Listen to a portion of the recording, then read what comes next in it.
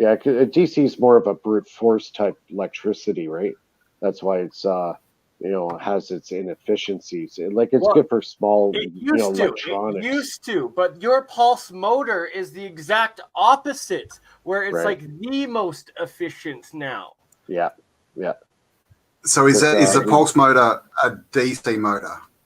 It's a DC motor, yes. Yeah, it's a DC motor, but when you got it set up properly, you can. Yeah, you pulse it into that frequency of AC, and it's like I can run my pulse motor. I've had it as low as 120 milliamps, or 120 milliamps of power.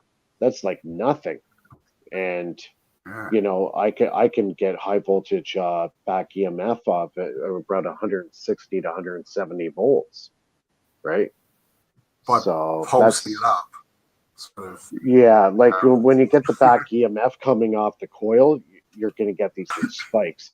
And when you get it right at the right frequency and the right resistance, you can get 160 volt spikes coming back, and that's what you capture.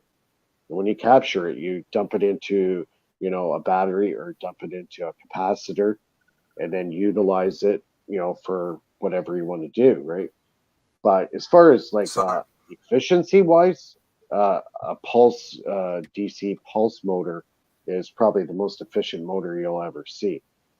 So as far as like the pulse motor is concerned, where everybody goes wrong with a pulse motor is they're not using a spark gap switch.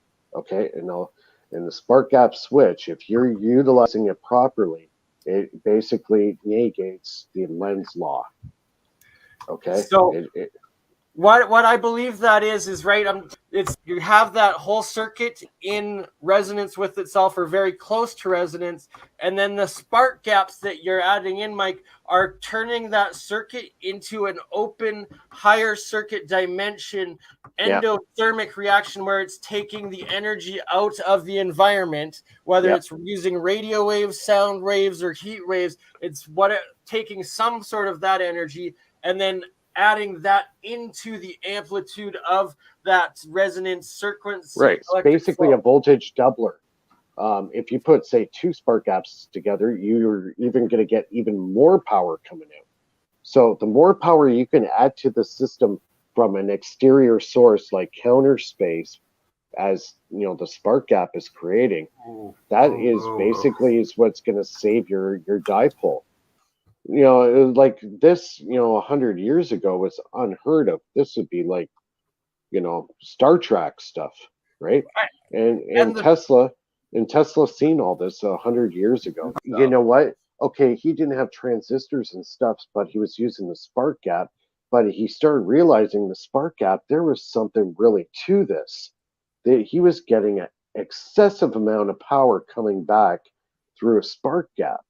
And that's why his earliest Tesla coils were all rotary spark gaps, because they were bringing in such a huge amount of potential into the system that, at first he did not know, where is this power coming from?